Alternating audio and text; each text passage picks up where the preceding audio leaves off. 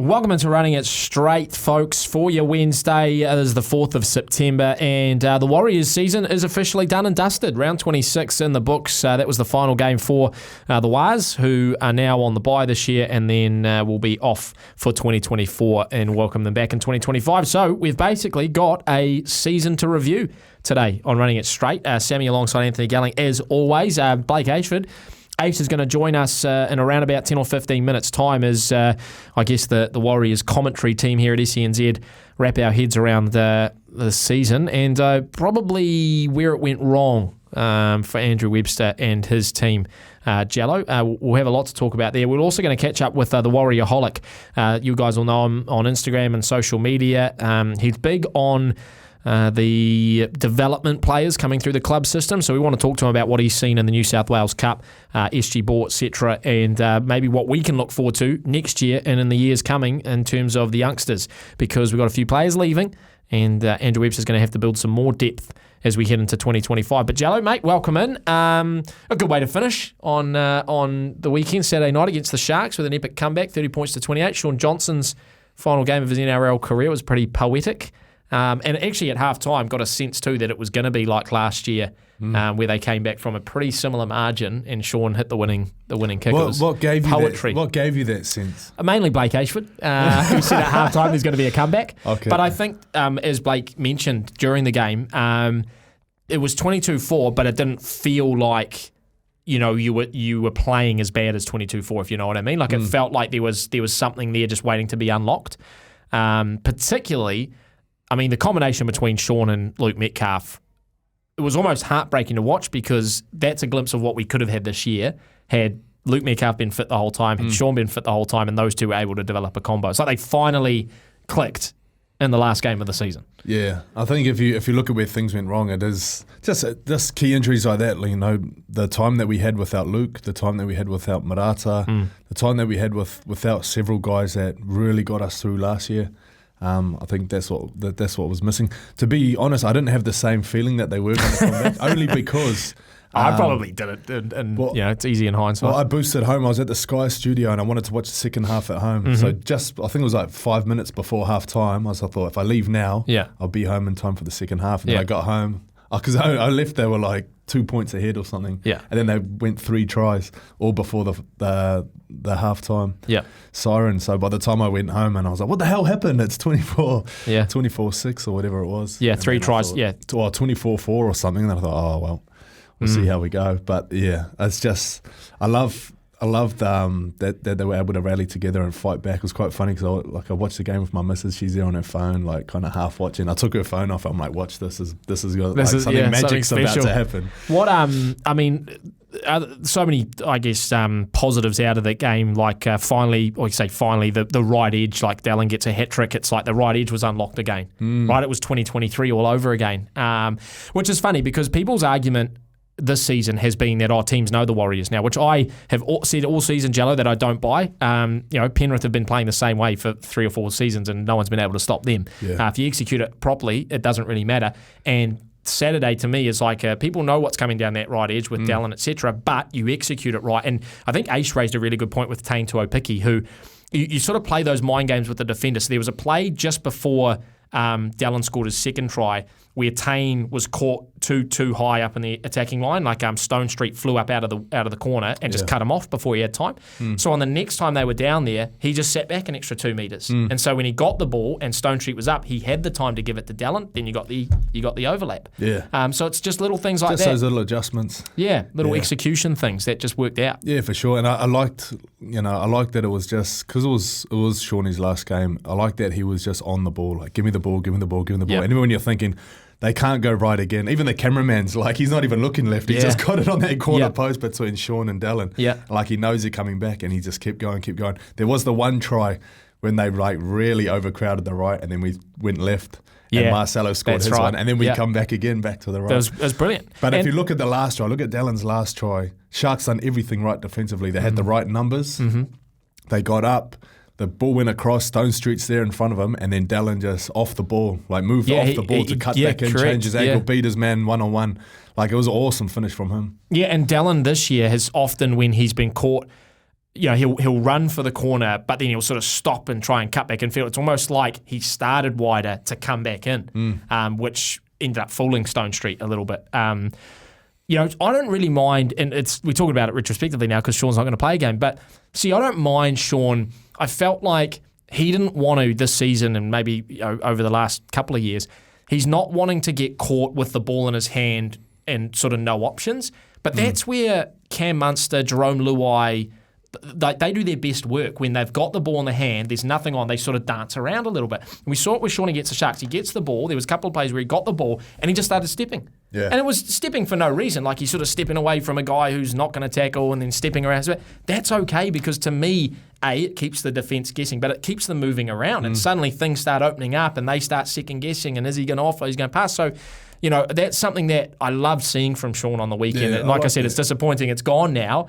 But it was just that sort of like, okay, you might get caught with the ball. It might be tackle 3. It might be a quote-unquote waste. Yeah. But I like to see you just dancing around and trying to pull them out of position a little bit and keep them guessing. Yeah, well, I think he might forget too how uncomfortable that makes defenders. Yeah, like you got a tight 100%. middle in defending there, and then you're going left and right. Like that's their worst nightmare. They'd much rather someone just hit a short ball and they can make that tackle. But when you're stopping, starting, dummying, that's your worst nightmare as a defender. Yeah, so I love seeing that, but we're not going to see it anymore with Shawnee. But like I said, lots of will we? No. Wow. Will he come back like the great Stacey Jones 2009? Have 1 year off and come back. Have 1 year off and come back. He could though, because in that game, he looked. He fine. Did, mate. And that's the real shame is that had Shawnee been fully fit the whole year, we have got a repeat of 2023 because he was largely fit last year when he pushed that Dally M. So I remember Anthony Minicello. He was real battered. He played a lot of games and then he had 2 years off pretty much with a back injury. And then he came back. It was part of that 2013 side, that Roosters side that won the comp. And he looked good, man. Looked really good. Well, Sometimes you might just need a break. Just let your body completely rest. I can see it. And then go I could see him. I could see him coming back. What about just rounding out the game from the weekend? Jello, some of the, positional changes. So Chan's playing in the centres. I don't know what you thought of that. Ali Leatoa, like Ash said, this he's got to be a full-time, first grader now. Like none of this up and down like he was this year. Like he's ready to play NRL. He's lethal. He's dangerous. We saw those runs, so sort of early, we spread it wide early on tackle 1 or 2 inside our own end, and it was Leatoa Marcelo doing that damage on the left edge. So, some of those changes that were forced for Andrew Webster, but like Chan's in the centres, obviously Ali in that number 14 at the back. I mean, was there anything in the way that the guys who were in those positions played that suggests to you that you'd like to see them there full time next year? I think the thing with Ali, they wanted to bring him in slowly. They didn't want to rush him into first grade. And even this year, they kind of introduced him slowly. But then it was just the injury. So similar to his injury last year that kept him out. And then when he did come back and play one game, he got injured again. So I think injuries aside, I think they're definitely ready to put him in. Yeah, he is the man. And we need some strike. We need some out and out speed star. We need some big bopper. We need a Tommy Turbo or Olakau'atu because we've lost our Shaun Johnson now. He was very much a danger man for us. So when you look at our team across the board, who's our threat? Who's going to break tackles? Who's going to get offloads? Who's going to make something happen out of nothing? Yeah. I think Ali's that guy. Yeah, and I was talking with someone about this the other night. It'd be interesting to see if the Warriors start to. Well, it's actually a bigger conversation this around that express pace out wide. People, we've talked about this a lot on the show. Jello not having, the Jason Saab or the Josh Adokar or the Hammer speed in the back line. And I feel like it's because the Warriors have always targeted the back three that do the work, right, who put the meters in. So Dallin, Marcelo, whoever's at the back, whether it's Roger Chance, they are part of getting us out of our own end and getting the meters for then, the attack to start developing. But I think we do enough damage now in the middle that we can sacrifice having one of those type of players for an out-and-out speedster. Someone who's not going to necessarily get 200 metres a game by just doing, yardage carries, but will actually provide something different like that. Because I think, like I said, we've got it in the middle now. We lead the comp in run metres this year, led the comp in post-contact metres. I know we're losing Adam, but, James Fisher-Harris will run a similar... go through a similar body of work over 80 minutes. I know what you're saying. So even if you have two centres that can carry in yardage and a winger that can carry in yardage. Do you need the fourth guy, or can he just make 3 tackles a game and get ready to get on his bike? Yeah, I mean, look, I like one of those guys is Jack Bostock for the Dolphins. He doesn't do a lot of work in a game, but he's a try-scoring machine. One of those guys. Or some teams have one of those guys, like an Xavier Savage that's just ready to hit the Jets. Well, you remember 2 or 3 years ago, it might have even been the sort of Fusi Tua Ken Mamalo era. There was one point where Roger, Ken, and Fuss were all in the top 10 for run meters in the comp. It's like, way more than our forwards and everyone else. Yeah. So to your point, Jello, most other teams now have something else in the back line to just give them a point of difference. I wouldn't mind, targeting some sort of speedster, but that's something for the off-season. So anyway, good win to finish out the season, 30 points to 28 over the Sharks. The Sharkies still inside the top 8, so they're safe despite the loss. Nico Hines making his return for them, but I thought he was pretty quiet. And Shaun Johnson going out with a bang. I've just got a message from Blake Ashford, said that he's got to be a referee now for the morning, so we may not be able to pull Blake into it. But we've got lots to review. We've got an entire season to go back over for the Warriors because it is the end of their 2024 campaign. But a little bit later on the show, we will have a look at the last round this weekend, round 27, heading into finals footy, and we'll catch up with the Warriorholic as well. Running us straight here on SENZ, we were hoping to have Blake Ashford, Ash, join us so we could make it the full SENZ crew, Jello, as we wrap the Warriors 2024 season. Unfortunately, Ash has got to be a referee for the morning. He's at a school tourney and thought he'd be able to step away for a second, but no, he's been given the whistle. I'm not sure how he'd go out in the middle, actually, Ash. There might be a bit of karma, him spraying the officials this year on the commentary. That was probably more me. He's been tarnished with that brush. Look, one of the all-time great commentary lines from Aish on the weekend as well. No I in team, but there's 5 in individual brilliance. I'm regards to that. Yeah, well, I'm pretty sure ChatGPT gave that one to him. I should give him some credit. It was pretty impressive. Just before we do jump into a season review, Jello, just before the break, I talked about Nico Hines coming back into that Sharks team and not sort of dazzling and lifting them to the heights of a win against the Warriors. And we were just talking about in the break that interesting discussion of teams that lose a big name player and they end up playing better without them. When that big name player is ready to come back in, is it just a straight switch in, or do you stick with what's working? The Warriors had to think about that this year as well. Yeah, well, it was actually my question to you. You've just given it back to me. What was your thoughts on it? Look, me and Aish did talk about it during the game on Saturday. The Melbourne Storm are probably one of the only teams that will reward the form. So you look at Remus Smith and Jack Howarth, right? Jack Howarth's been at the club for a couple of years, hasn't been able to get a start. Remus Smith gets injured. He comes in, plays amazing, and now Remus Smith can't get his spot back because Bellamy said, I'm rewarding you for the good play you've done and the fact that we as a team have been tracking well. And you were mentioning Xavier Coates as well is fit to go, but he can't get a look on the wing at the moment. The Warriors faced it. Obviously, we had the youngsters in there and the team started well, and then all of a sudden Shaun Johnson was fit and others were fit, and they just go straight back in because they're the superstars. I can't actually answer the question, Jello, because I'd hate to be in that position as a coach where you've got to massage not the ego, but the star who, by all measures that is their incumbent position, but balancing that with, okay, but the team's actually playing really well, and do I want to disrupt that? I mean, if I was a coach, why would you change a winning formula? But exactly. But I don't know. It's tough. It is really tough. I mean, when we talk about superstars, like guys like Nico Hines, he's a Dally M winner. Yeah. Like, of course you put him on the park. But I don't know how the Sharks are feeling after Saturday night. I think that's the most difficult job as a coach is making those decisions. But it was like when we spoke to Richie Blackmore earlier in the year. He said you can't have a loyalty to one player and you can't hold them above everybody else. Your loyalty has to be to the overall goal of the team, which is to win the comp and play your best each week. Okay. Which makes sense to me. And if you think about one of the main frustrations that comes from playing squads, it's when somebody plays bad but holds their spot. Meanwhile, somebody comes in, plays good, and then gets chucked out based on a name. And it's always the coach at the start of the year will say, I don't care what name's on the team sheet. If you're not doing your job, you're out of there, which is never the case. They always have their favourites, or I think especially in the NRL, you have pressure from from the front office, we've paid $800,000 for this guy. Yeah, he needs to be on the field. That's what I was saying about that ego thing. It's like managing the whole, he's our star player, money-wise, not even sells coming tickets. from the players sometimes. Sometimes that pressure is from fans, is from CEOs, is from marketing team. I get you.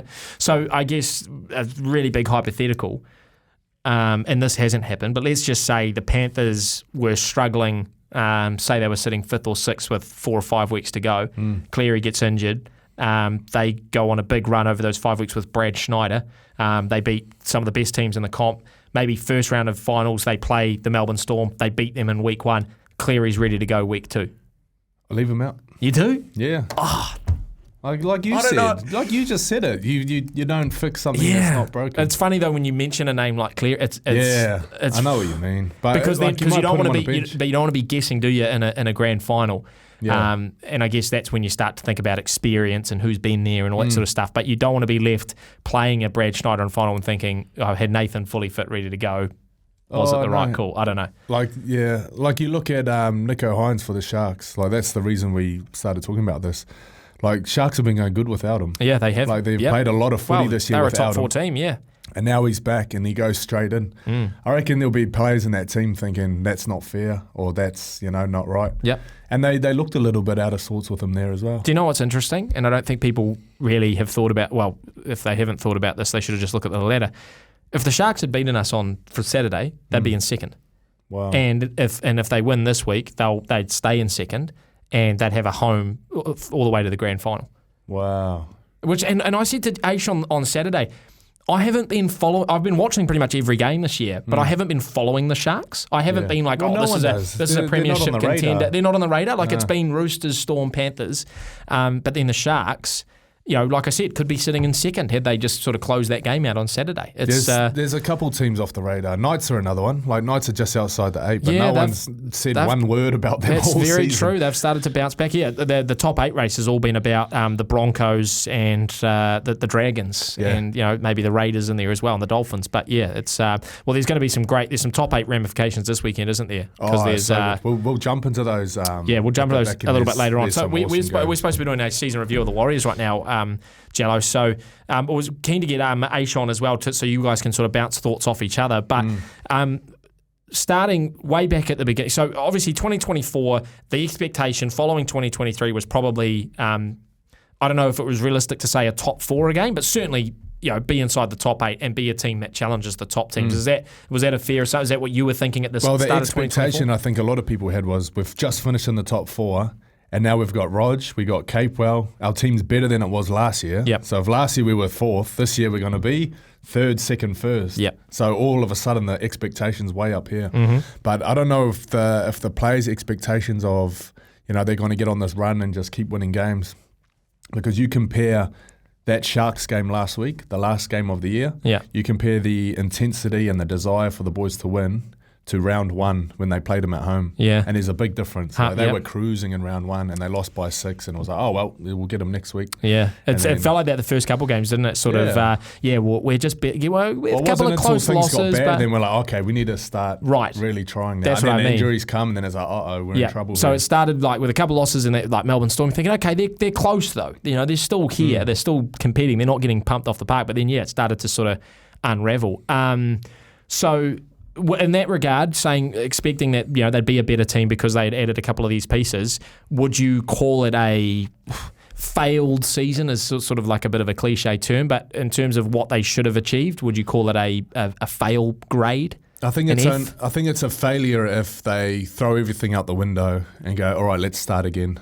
Because then you're not learning the lesson of this year. I think the lesson from this year would be, 2023 we've done it on the back of our defense, and then we go into 2024. It's like, okay, what can we add to what we have? So let's do this in attack. Let's add this. As opposed to and all the chats about who's playing fullback and who's playing centre and the kind of the nuts and bolts of it, the foundation, that defense is kind of, I don't know, seems to fall at the wayside a little bit. It's a good point. Yeah, that's a great point. But I think the lesson would be, we got to first be a defensive team. Like, we have to stop points. Like, we can win by 6, we can win by 4, but, if teams are, scoring the amount of points they did in 2024, we're not going to get anywhere. Yeah, so if we break down, I guess, the season into chunks, Jello, in the first third, we talked about, so a 4-point loss to the Sharks in round one, that heartbreaking last-minute loss to the Storm in week 2. They beat the Raiders down in Christchurch.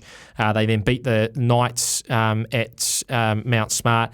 Big win against the Rabbitohs over in Sydney, and I think that was a bit of a marker that, hey, this team can start doing something. Then I think a little bit of a turning point was that round 6, 22-all draw with Manly. And that was at home, and we were behind early. I think they scored 3 tries in the first 30 minutes. Then we came back, and I think in the 79th minute, Dallin scores to sort of send it to golden point. No one stood up. No one was able to put the icing on the cake. And let's look at that just as the first third of the season. And what was going right, what was going wrong, if you can cast your mind back that far? I think what was going right was after that Sharks game, we were still playing very structured. Was it? Yeah, we were. We were playing very structured, and people were saying, "Oh, this is too predictable. It's too clunky." Yeah, we were. Yeah. Teams have got us figured out. And then it was the Bunnies game that we had a bit of variation.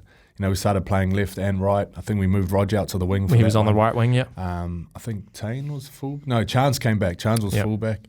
So there's a little bit of variation in our attack. But I remember that Manly game specifically because I thought this is going to be quite definitive because Manly had a really good start to the year. And I thought if we're a chance this year, this will be a good measuring stick of where we're at. And I thought we went all right. I thought at home we should have won that. It was disappointing not to win that. But Manly played well that day, and it shows where they are this season that, they were a legitimate top 8 contender. Yeah, it was funny at the time because we didn't know where sort of Manly were going to sit. You thought it was like it was a winnable game, whereas now, Manly's a top 8 team and they were pushing top 4 until a couple of weeks ago.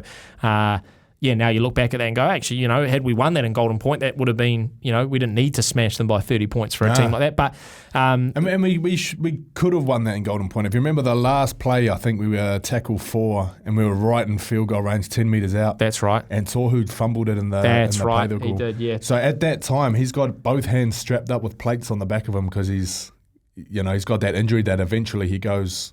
It cost him his season. It's funny. But that was back then. Yeah. He was playing injured that whole time. We've hardly talked about Tohu in the last 2 or 3 months. It's been a real anomaly. So then, if you sort of say that's the first stanza of the season, then the next stanza is pretty grim. So that loss to the Dragons, which was sort of I didn't see that one coming, and they absolutely, it was 30 points to 12, and they absolutely destroyed us. And Zach Lomax, we just in the air did not compete up in Wollongong, and then really disappointed to come home and lose to the Titans on Anzac Day, first Anzac fixture we had there in 10 plus years, and the Titans hadn't won a single game all year, and then we lose to them. Then we go and lose to the Knights away, so that's 3 on the bounce. We lose to the Roosters in round 10, that's 4 on the bounce. 38 points to 18. That little stanza of the season, how did you feel about those 4 losses on the bounce following that Manly game? The Dragons game and the Knights game, we just didn't show up. The Titans game as well. So that was when we were playing probably our worst. And there was injuries that we picked up heading into the Roosters game where I didn't expect us to beat the Roosters. Well, I remember in the Roosters game as well, just quickly, it was a terrible 25 opening minutes. And then from there, we actually dominated them for about 60 minutes. But it's just they had put on about 30 points by that point. Yeah, that's right. I think it was 20 odd points in the first 15 minutes. I think there was Hargraves' 300th They got 4 tries in the first 15 minutes. Yeah. Dominic Young got a double, Angus Crichton got a double. Yeah, I think it was Hargraves' 300th, and he was just so fired up for it. But they dismantled us, blew us off the park in the first few minutes, and then we actually came back and played all right. Yeah. But that little stint there, and there was a couple little stints. So that one, as you look at the Knights, you look at the Dragons, you go, all right, we're going to chalk up some wins here. We're going to go on a good run now. And then those are the games we lose. Coming out of our second to last bye, you looked at who we had, and we had the Tigers, the Eels. It was like, oh yes, we got this. Run home. Yeah. And then we just, what have we lost now? 4 in a row. Yeah, well, we've lost 4 in a row at this stage, and all those are games, particularly the Dragons, Titans, and Knights, that I think everyone circled as easy wins. Yeah, and we dropped all of them. And we dropped all of them. I even think when we sat down at the start of the season, we looked at the first 10 rounds, and you look at teams like having the Raiders, the Knights, Manly, and you thought, man, we could go 7 or 8 out of the first 10. And as it stood, we ended up with, three wins from the first 10. Yeah. So then you wonder then, is the problem that we can't handle being favourites? You know, like when we're playing lesser teams, do we drop our standard as well? It's a great point. And is that 2023 personified? We were expected to finish dead last, and the lack of expectation meant that we outperformed because there was no pressure. Yeah, no one expected Shaun Johnson and to play it a certain way and end up nearly getting a Dally Hemp. It all turned around in round 11, and that's when we went over to Brisbane for Magic Round, and it was the baby Warriors, the baby Wars, and they tipped up the Panthers 22-20. We then beat the Dolphins the next week, and the Dolphins at the time were a top 4 team. They'd only lost I think 1 or 2 games. We beat them at Mount Smart. Came off a bye and a 42 points to 12 win against the Cowboys up in Townsville. And then I'll finish that little segment off with that Storm loss 38-24, which is once again one of those games where it got away at the end, but it still felt like we competed with the Storm for, I think it was about 65 minutes. And then it just, towards the end, they scored, I think, a couple of tries late. They scored one in the 62nd and the 78th, but it felt like it was pretty close up until that point. So what from where we were sitting after 10 rounds, was it just a matter of changing things with personnel over that next sort of 4 or 5 game stretch? What sort of stuck out to you in that middle section where we were starting to win games, actually play football that was competitive? I think it was the first time that we had got away from that structure that everybody was kind of a little bit sick of seeing. Let's sit up on the left, play to the right. So that Penrith game, I remember, I think Chance came in at 6 on the left.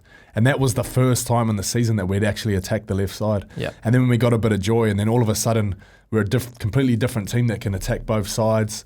We've got some different personnel in there. I think that was the fresh air we needed just to spicing things up a little bit. Yeah, because we do play a very monotonous game plan throughout 2023. Try to carry that 2024. I can get very stale. Yeah. I think that's what a lot of people were feeling. But after that Penrith game was everyone just seemed to be a lot more revitalised. Yeah, it did add a little bit of spice, and maybe players thought that, positions weren't guaranteed, or, we might tweak things a little bit if things weren't working. But certainly I think as fans, it was exciting that it felt like the season was back on track, right? And I think by the time we finished the Cowboys game, we were, I think, close to being 5-5 or 5-6, we were close to being 50-50, and then from there, that's where your season sort of gets defined. But then that loss to the Storm in round 15, the big one, and I think the real turning point of the season, Jello, was round 16 against the Titans. That's the 66-6 loss over on the Gold Coast. And as soon as that happened, for me, it was a realisation that, okay, this team is probably not playing finals football this year. Certainly that old hoodoo of, if you get scored 50 points, you're not winning a premiership, so that went out the window. But I think that 66-6 was a real turning point. You then beat the Dolphins 32-16. There's that game against the Bulldogs. We probably should have won with that penalty call before the bye, and then we lose to the Raiders 20 points to 18, which was also disappointing. So we won one of those 4 games, but that 66-6 was sort of like a bit of a marker for me as to the season not going the way we wanted it to. Yeah, and then after that it was the so you look at if you looked at that at the beginning of the year and you think Bulldogs, Tigers, Eels, who else is in there? Dolphins. We're going to rack up some wins here. This will be everyone said the run home is great for us. Yeah. Everyone said the run home is going to be good. But maybe we'll talk about the Titans, the turning point there. But then I guess it almost does characterise the next part of the season because that loss to the Raiders in round 20. We beat the Tigers in round 21, but then lost to the Eels. That was a bad one, 30 points to 20 against the team that was wooden spoon material at the bottom. We lose to the Dolphins over in Suncorp. We lose to the Sea Eagles in Sydney, lose to the Bulldogs, and then finish out the season with the win to the Sharks. But did it feel like that 66-6 was the turning point for you, Jello? Yeah, I think that turned a lot of people off. I actually wrote a poem. So I read this poem. This was at the members forum. I think I heard this actually. Someone posted the audio of the whole forum on Oh, really? Yeah. So my poem just kind of sums up everything we've just kind of spoke about. Do you want to hear it? Yeah, I would love to hear it. Yeah, go on then. Yeah. You look reluctant. You're like, oh. No, I do want to hear it. All right, let's go. Season review. Here we are, my friends, again, outside the finals looking in. Where did we go wrong? It's all quite mysterious. That Xavier Coates try, is he effing serious? He jumped into space to score back down on Earth as we all held our breath and our hearts slightly burst. That was only one game and we got back on track, wiping the floor with teams back-to-back. At home, we lost to Manly nearly. Alawai hit SJ's kicking leg quite clearly, while poor Ivan Cleary's still rubbing his eyes after we ambushed the Panthers with just half of our guys. That same motley crew goes on a nice run till the Titans away. We'll skip past that one. The Bulldogs game, Golden Point, classic, unmissable. Tamaiti hit late, the bro must be invisible. Burton's drop goal skims inside the post. What could have been? Almost nearly, so close. But no cigars for the Waz this season. Sometimes things don't go to plan for some reason. While the refs are still cheating, the bunker's still lying. Let's send Jason Paris to give them a hiding. Yes, here we are, my friends, yet again. James Fisher-Harris next year, welcome in. For one day we'll win one, and that is the truth. Till then, keep the faith like we always do. Beautiful. Nearly brought a tear to my eye, Jello. And look, as we sort of round this out, because we do need to get away to another break, it's not a season to me characterised like 2 years ago where we finished 15th in one of our worst ever seasons and the football was atrocious. There's been games where we've lost, where we've been competitive. There's a lot of games there that were close when you think of, losing by 2 points to the Dolphins, losing by 2 points to the Raiders, that 1 point loss to the Bulldogs, the Xavier Coates final try. I'd say the majority we were close, and that's what kept people coming back. Yeah, correct. There was a sense there was something there. Just as we round out the end of the season then, and we're going to talk about this a little bit with the Warriorholic very shortly, how do you feel at the end of 2024, given what we've just talked about, knowing that we're now losing Shaun, Adam, Jazz Tavanga, there's rumours of a couple of others leaving as well. How does it make you feel ahead of next year? The pieces you've seen this year, the pieces we're losing, what's coming in for 2025? I'm excited for what's coming up. In the future, there's a lot of really good young players coming through. It's just the next year, I think, is still one step too big for those players. I think they're going to need another year, the Dimitriks and the Zions, just to kind of settle in. But I hope I'm wrong. I hope they kill it next year. So you think next year could be a little bit of a, not back to reality, but a stay with us Warriors fans, it's going to be a little bit of a grind. A little bit, yeah. Especially while they find their feet again, because you lose someone like Shaun who's been he's part of the furniture there. You take him out, there's going to be a little adjustment. You see that with every team when they lose their key guys. And just quickly, a couple of awards for you. Who would you give your Player of the Year to, your Warriors Player of the Year? Mitch Barnett. Mitch Barnett, yeah, that's fair. And Rookie of the Year, or I guess Breakthrough Player of the Year? I'd like to say Ali. I don't know if he's played enough games to maybe say Rookie of the Year. Maybe Ali or Tane. Tane's had a good season. Tane's been impressive. Well, both of them haven't really played much, but I've been really impressed with what they've done. You can text through yours, your vote on 8833. We'd love to hear from you. We will take a break. When we come back, we're going to catch up with the Warriorholic. You'll know him from all over social media. He's got some great content on YouTube and Instagram, etc. He's going to jump on. We're going to talk a little bit about what we're seeing in the junior grades, New South Wales Cup, SG Ball, etc., and what we're excited about talent-wise for 2025 and beyond. Running it straight here on SENZ. Stay with us. Welcome back into Running It Straight here on SENZ. We've been doing a bit of a season review of the Warriors for 2024, and we've got to look ahead now to next season and beyond, and couldn't think of a better person to get on and have a chat with us, the Warriorholic. And like I said, you can find him on social media, you can find him on YouTube as well, does some awesome stuff. And the reason why we're getting him on, Jello, is very in touch with what's going on in New South Wales Cup and some of the development players coming through. So we want to get excited about what the future of the club looks like over the coming years. Warriorholic, welcome in.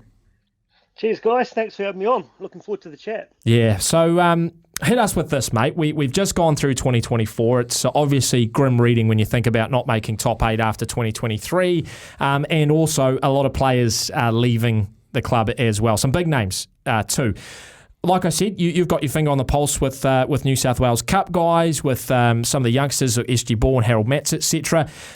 Give us just a quick overall sense of, I guess, how excited Warriors fans should be, not just next year, but I guess moving into the next couple of years with what's coming through.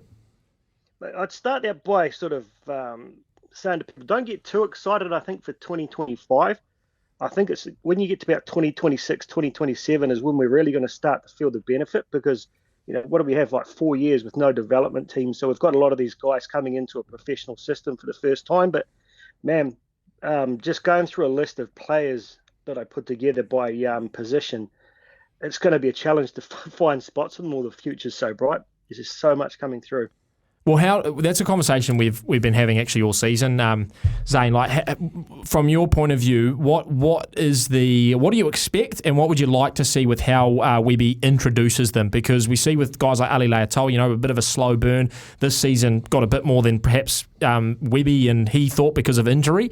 But how do you see him playing it over the next couple of years with getting these guys NRL ready for when they do make first grade debuts?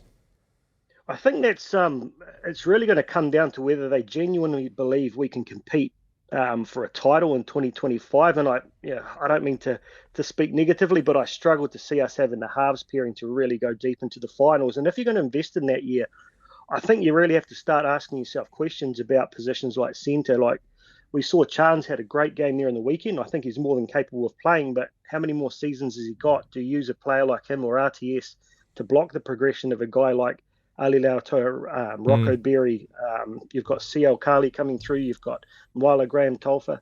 There's so many young guys here, so I really hope we start to see them invest a little bit in the future, but keeping a lot of these, you've got to have the senior players, the likes of Capewell and the Fisher Harrises and Mitch Baynett's around them.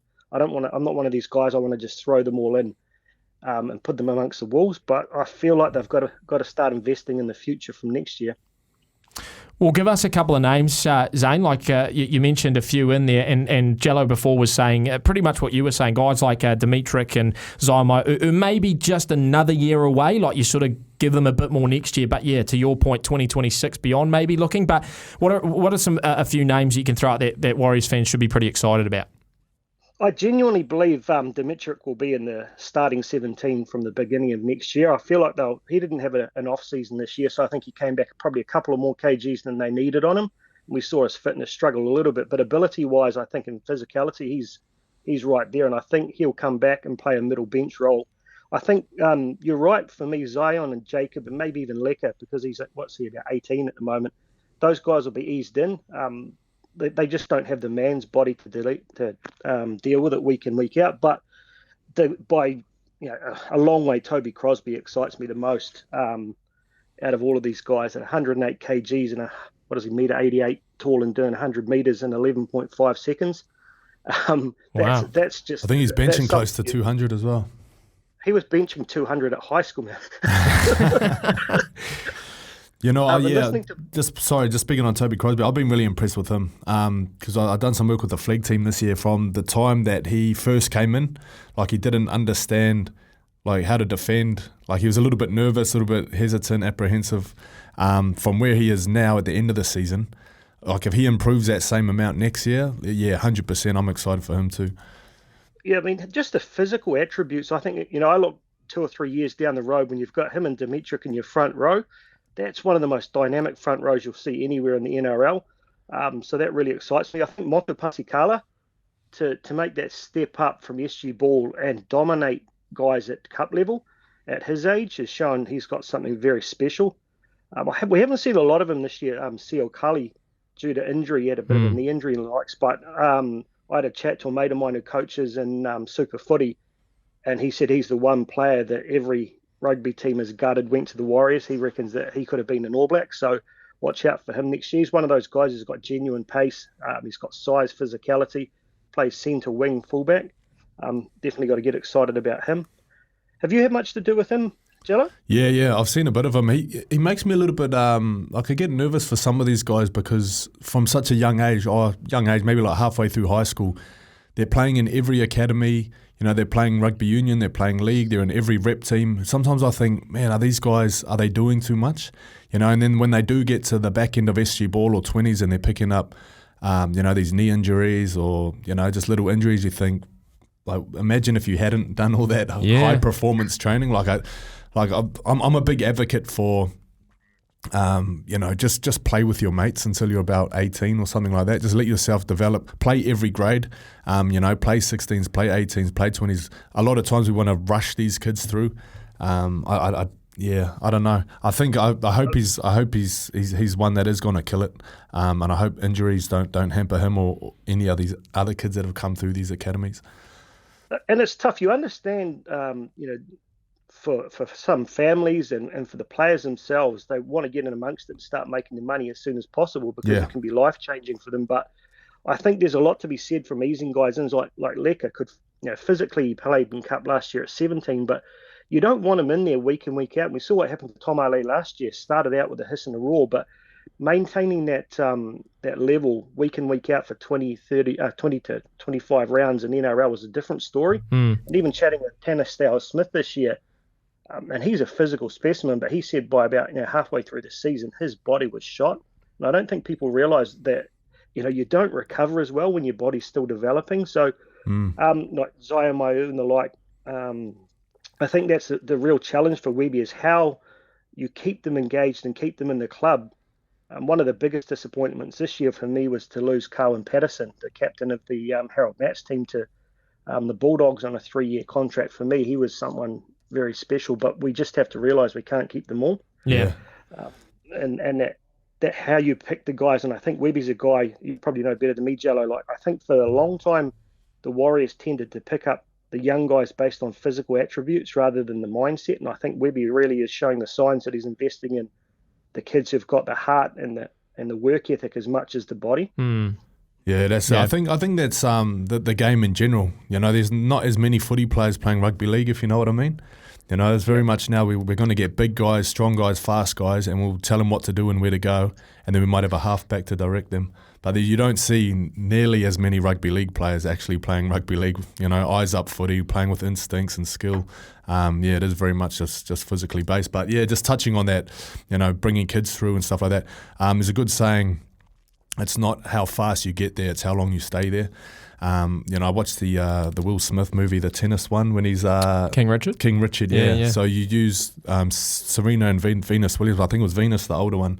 At 14, she's ready to go pro, and he's like, "No, don't do that. You're not going on that circuit because you're just going to blow out. And by the time you're 18, you've had enough, and your body's shot. So there is no rush to get there. But when you do get there, how long are you going to stay there? I think that's where these families and these kids will really see the reward for it. Not so much, his 80 grand at the age of 17. It's hard though because I take Zane's point that like for some of these kids, like it's life changing. And it's family competitive. Money, and it's competitive, right? You don't want to miss your spot. You don't want to wait and then you get injured, waiting or whatever, and then that shot passes you by. But it's an interesting conundrum to have. Just before we let you go, Warriorholic, I sort of asked you at the top, and you mentioned next year, not having expectations too high, but how do you feel about the state of the club in terms of a premiership push? Is it still that Penrith model of 5 to 10 years? Are you hopeful about it, optimistic? Where do you sort of sit after, I guess, 2 years under Andrew Webster?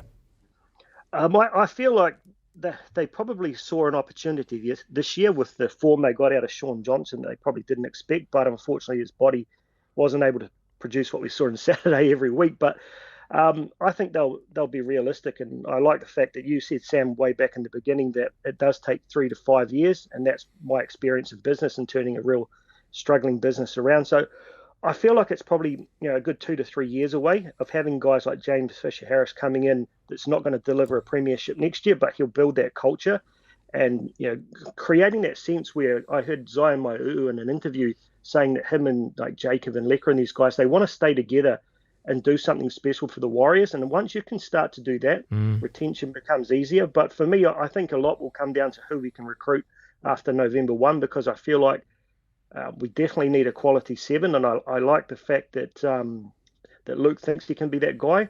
But I feel like we just need that big kicking game and that the more experienced general around us, maybe another middle, I'm not too sure. So we're just missing a couple of little spots, and we're a little bit heavy in some spots, like having about 4 fullbacks and about 12 5/8s, but no halfbacks. So, yeah. But I'm excited. I think it'll be a good brand of footy. Love it. Love it, Zane. Hey, really appreciate you jumping on, mate. Do love all your work that you do. Warriorholic on all your socials on YouTube as well, my friend, and such a breath of fresh air sometimes when people get negative with Warriors losses. So appreciate you jumping on, running it straight, mate. We'll catch up again for sure ahead of 2025. Thanks, guys. Really appreciate it. You guys did an awesome job this year as well. Love your work. The Warriorholic joining us here on Running It Straight. Great to get his thoughts. And yeah, exciting with some of these youngsters coming through. I think for Warriors fans, next year might be a year of patience. We may not see a team in the top 8, and there's going to be a lot of angst from fans who don't quite have that patience, Jello, or that understanding that this is a bit of a process. So where does that leave you? You're going to come back in 3 years? What do you mean? Are you just going to not watch next year? Just hit pause on the fandom, and I'll hand the commentary to Jello next year, and we'll just come back when they're back in the top 8. No, but good to hear the Warriorholic on and get his thoughts as well. Running it straight here on SENZ. We'll take a break. When we come back, we'll just have a look at the games this weekend and how the comp is shaping up ahead of finals football.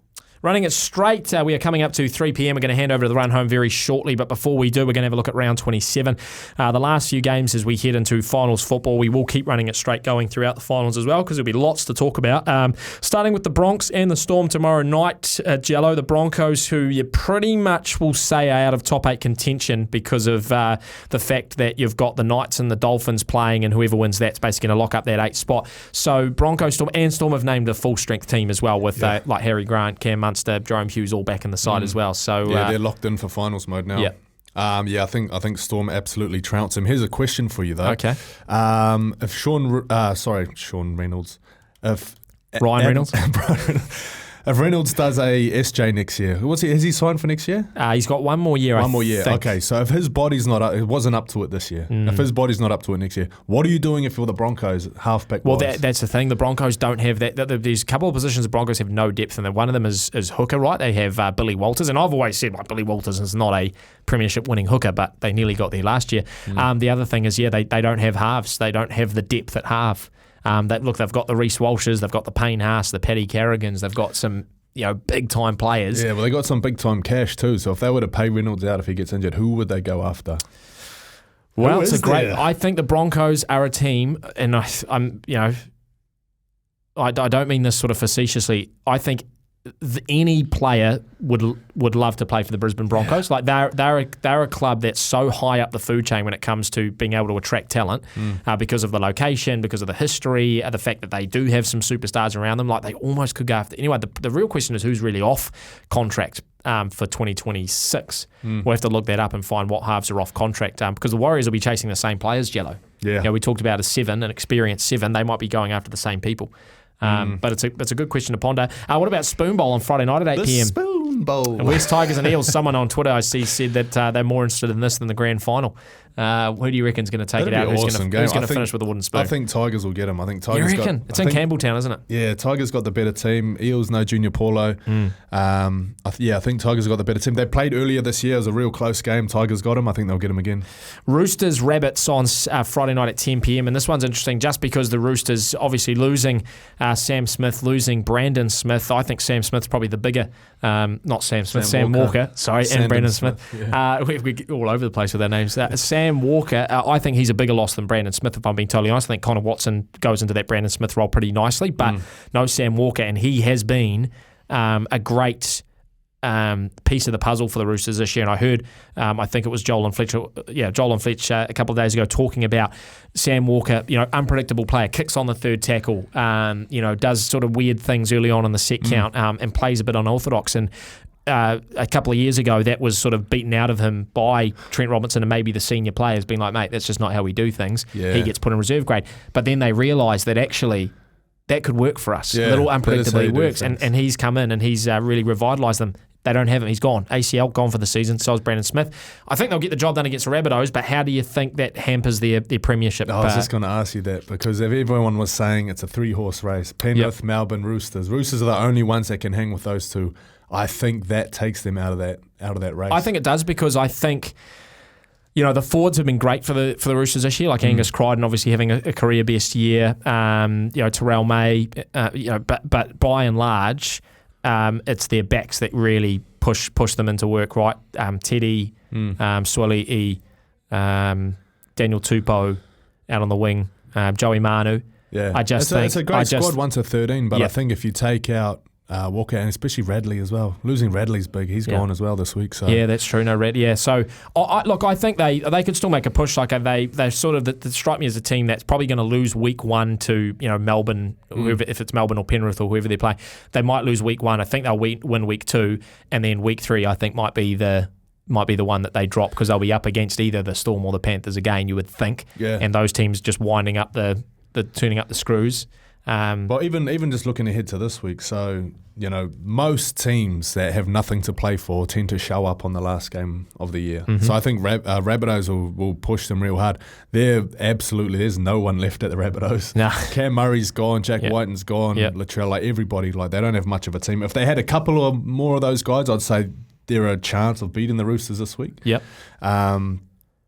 But yeah, I think that it's not going to be a very entertaining game. So the Dragons Raiders on Saturday at 5 p.m. And both of those teams are sitting just outside of the 8. But I'm right in saying that the Dolphins Knights game really is the battle for the 8th position because Dolphins Knights Dragons Raiders all on 28 points, but the Dolphins and the Knights have a much better points difference than Dragons and Raiders. So basically, whoever wins Dolphins Knights goes through, and then there's no chance for the Dragons or the Raiders, and I think the Bronx, I don't think there's much chance for them at all. So Dragons Raiders, let's skip over those ones and go Knights Dolphins. Who do you think wins that game and makes it in the 8? I think the Dolphins make it. I think a lot of teams have kind of finishing the year where they started the year, So I use Manly as an example. Started strong, went missing for a bit. Now they're back. Similar to all the teams in the top 4, Sharks started well, finishing strong. I think that the Dolphins, they started really good. And they look good. They got Hammer at centre, Trey Fuller at fullback.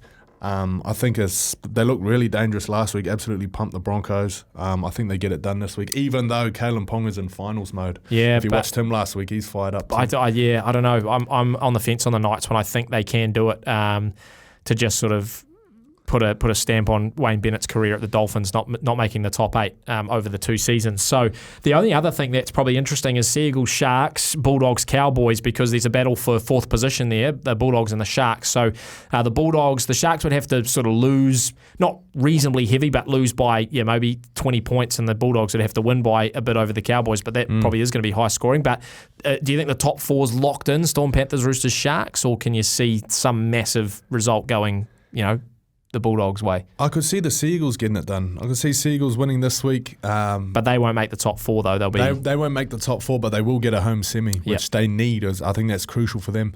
I think the Bulldogs could sneak into that 4th place. Is that right? The Sharks lose? It's points differential. There's 70 points in it, so it has to be basically a 35-point swing each way, which probably is out of the realms, unless the Bulldogs just do a number on the Cowboys. Yeah, the Cowboys can be defensively a bit, a bit dodgy, but yeah. Well, I think Cowboys got a good chance of, they are underdogs, but I think they got a good chance of beating the Bulldogs this week. Okay. I think they are a genuine smoky. Yeah. That could upset some teams in the top 8 heading into finals. Yeah, there's going to be a lot of interesting things to follow over the course of the weekend as we head into finals football. Absolutely cannot wait for it. Even though the Warriors aren't involved, it's going to be a great final series because you feel like it's a bit open, Jello, and that's what we love in the NRL. So that is us for running it straight for this week. Like I said, we'll keep it going through finals so that we can keep it across all of the big games, all the big storylines, and keep delivering you a rugby league show every single week. That is us. We will hand over to the run home, and we'll see you next Wednesday. SENZ. It's Kiwi for Sport.